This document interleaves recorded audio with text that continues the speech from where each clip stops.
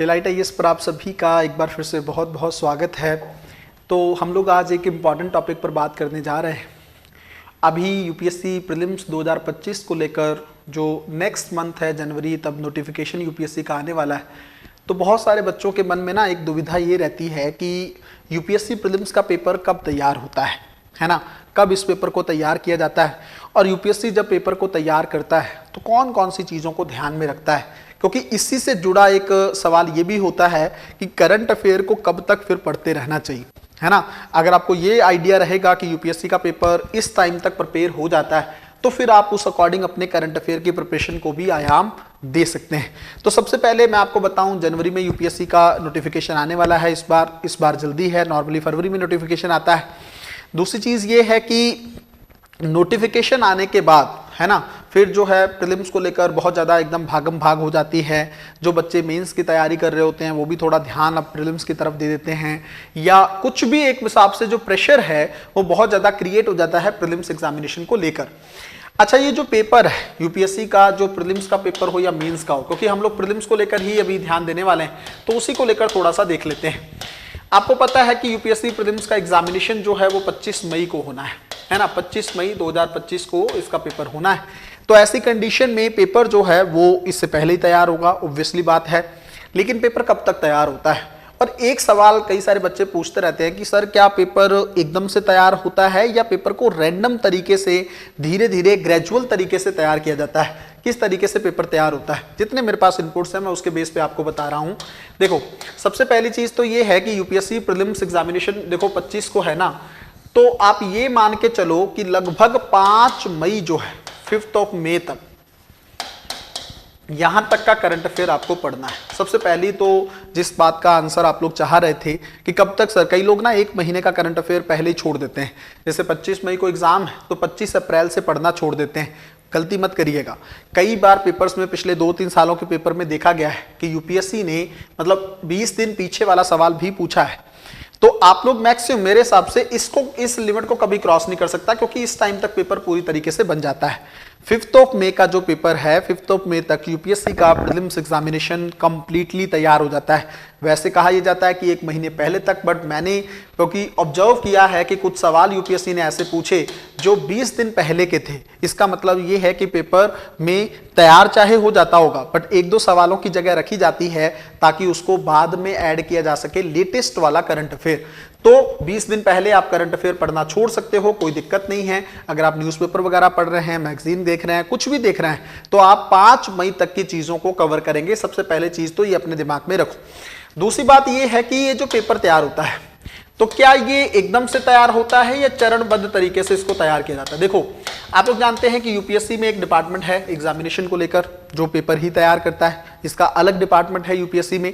तो इनका काम है कि पूरे वर्ष की चीजों को ध्यान में रखा जाए, है ना।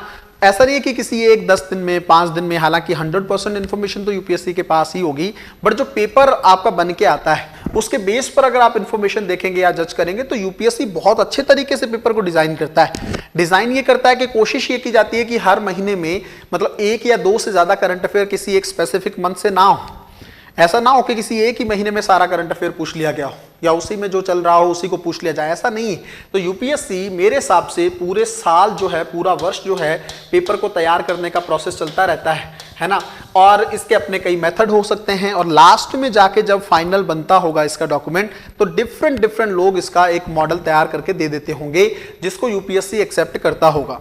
किसी एक मॉडल को यूपीएससी पूरी तरीके से एक्सेप्ट नहीं करता है, या कोई भी एक जो पेपर तैयार हो गया है उसको एक्सेप्ट नहीं करेगा, क्योंकि ऐसे तो 100% क्वेश्चन बाहर लीक भी हो सकते हैं। इसलिए यूपीएससी थोड़े क्वेश्चन, मान लो 5 तरह का सेट तैयार किया गया या 4 तरह का सेट तैयार किया गया, उसमें हर सेट में 20 से 20 क्वेश्चन के आसपास लेके लगभग 5 से गुना करके 100 क्वेश्चन आप लोग इसमें से प्रिपेयर हो जाते हैं। सबसे पहली चीज तो ये, मैं आपको ये नहीं बता रहा कि उस प्रोसेस को आप लोग समझो कि उसके अंदर क्या हो रहा है, क्योंकि वो हमारे सब्जेक्ट का हिस्सा नहीं। हमें ये समझना है कि मैं आपको ये चीज कह रहा हूं कि जब आप ये चीज समझ जाओगे ना, यूपीएससी को समझ जाते हो, आपकी कैसे चीजें होती, उस तरीके से आपके दिमाग में रहता है कि करंट अफेयर कितना पढ़ना है, कितना फोकस करना है, अपनी तैयारी किस तरीके से रखनी है, स्टैटिक पोर्शन को कितना टाइम देना है, ये सारी चीजें। दूसरा, आप देखो, अब जब पेपर इस तरीके से तैयार होता है ना, और पेपर में ये भी चीज आप लोगों को समझने की जरूरत है कि ये जो पेपर तैयार होता है इसमें स्पेसिफिकली इस चीज को लेकर ध्यान में रखा जाता है कि सब्जेक्ट वाइज जो है, विषयवार जो चीजें हैं वो बेहतर तरीके से अरेंज्ड है ना। विषयवार जो है, सब्जेक्ट का मतलब ये है कि ऐसा ना हो कि लगभग सारे जो हैं क्वेश्चन एक ही सब्जेक्ट से पूछ लिए जाएं, जैसे एनवायरनमेंट को लेकर ही सारा पेपर हो, या फिर पॉलिटी को इग्नोर कर दिया जाए, संविधान वाली चीजें पूरी तरह से छोड़ दिए जाएं, इकोनॉमी को ध्यान में ना रखा जाए। तो ये तो हो सकता है कि किसी एक सब्जेक्ट में क्वेश्चन ज्यादा या कम हो जाए, बट ये नहीं हो सकता है कि वो सब्जेक्ट को छोड़ ही दिया जाए, है ना। थोड़ा अवॉइड नहीं किया करना ठीक नहीं होता है, सभी सेगमेंट में थोड़ा थोड़ा क्वेश्चन पेपर पूछा जाता है। अब एक चीज और आती है, जब पेपर बनता है तो कौन सी चीजों को या कौन से स्रोत यूपीएससी की नजर में रहते होंगे, है ना। ये बहुत सारे बच्चों के दिमाग में एक उलझन बनी रहती है। सबसे पहली मैं एक चीज कहता हूं आपको, सरकार के जो आधिकारिक दस्तावेज है ना, इसलिए आप देखेंगे कई बार मैगजीन से पेपर ना पूछकर न्यूज़पेपर से पेपर पूछा जाता है ना। मैगजीन में वो चीज नहीं होती है लेकिन पेपर में होता है, लेकिन आ जाता है। इसका मतलब आधिकारिक दस्तावेज जो हैं या न्यूज़पेपर जो हैं उस पर थोड़ा सा फोकस यूपीएससी का ज्यादा रहता है। आधिकारिक दस्तावेजों में अगर आप देखोगे तो आपको एनसीईआरटी दिखेगा, ठीक है। इन पे आप देखो सीधे सवाल आते हैं एनसीईआरटी से। दूसरा अगर आप देखोगे तो इकोनॉमिक सर्वे वाली चीजें आपको दिखेंगी, फिर बजट दिखेगा आपको, फिर इंडिया ईयर की जो बुक है, हालांकि बहुत कम सवाल आते हैं, मैं कभी भी नहीं सजेस्ट करता कि आप पूरी किताब पढ़ो, उस किताब को सेलेक्टिव तरीके से पढ़ना होता है, लेकिन वो थोड़ा सा गाइडेंस में ही हो पाता है, वरना आपको नहीं पता चलता है कि इंडिया ईयर बुक को कैसे पढ़ना है। तो ये ऑथेंटिक दस्तावेज है सरकार की, और साथ में इसके साथ आप ऐड कर दीजिएगा पीआईबी की जो वेबसाइट है सरकार की, वो ऑथेंटिक दस्तावेज है। अब बाकी जो नोट्स वगैरह है वो सब चीजें लोगों को लगता है कि वो भी इंपॉर्टेंट है, लेकिन ऑथेंटिक सोर्स यूपीएससी के पास ये रहते हैं पेपर को तैयार करते समय। मैंने पहले भी कई बार बताया है, पेपर आधिकारिक दस्तावेजों से तैयार होता है, पेपर अनऑफिशियल चीजों से तैयार नहीं होता है। इसके साथ यूपीएससी और क्या रखता है, यूपीएससी के पास सिलेबस का पोर्टल जो है पीडीएफ रहती है उसकी, या सिलेबस का एक ढांचा रहता है उसके पास, ताकि उसको पता हो पेपर को कैसे तैयार करना है। जीएस के अगर मेंस के पेपर देखोगे ना आप, मेंस एग्जामिनेशन के, तो आप सीधे सीधे आपको सिलेबस के टॉपिक देखेंगे, जो सिलेबस में लिखा है वही टॉपिक, जो सिलेबस में लिखा है वही क्वेश्चन।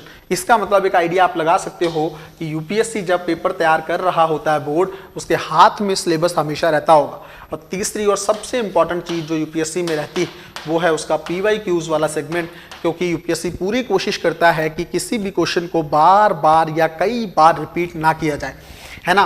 किसी एक क्वेश्चन को थोड़ा कम तरीके से रिपीट किया जाए, थोड़ा टाइम हो चुका हो, और अगर रिपीट करने की जरूरत भी पड़े तो थोड़ा चेंज कर दिया जाए, है ना। एक दो क्वेश्चन तो रहते हैं, जैसे अगर आप देखोगे अनुच्छेद 21 जो है वो बार बार यूपीएससी में प्रीलिम्स एग्जामिनेशन में पिछले 3-4 साल से बना हुआ है लगातार, और सेम तरह का ही क्वेश्चन यूपीएससी पूछ रहा है। तो वो चीजें तो हैं, लेकिन उसके अलावा अगर आप देखोगे ज्यादा चीजें आपको यूपीएससी में देखने को नहीं मिलती। तो ये सारी चीजें पेपर के टाइम पे रहती हैं। मैं फिर से कह रहा हूं 5 मई तक जो है चीजें आपकी तैयार हो जाती हैं।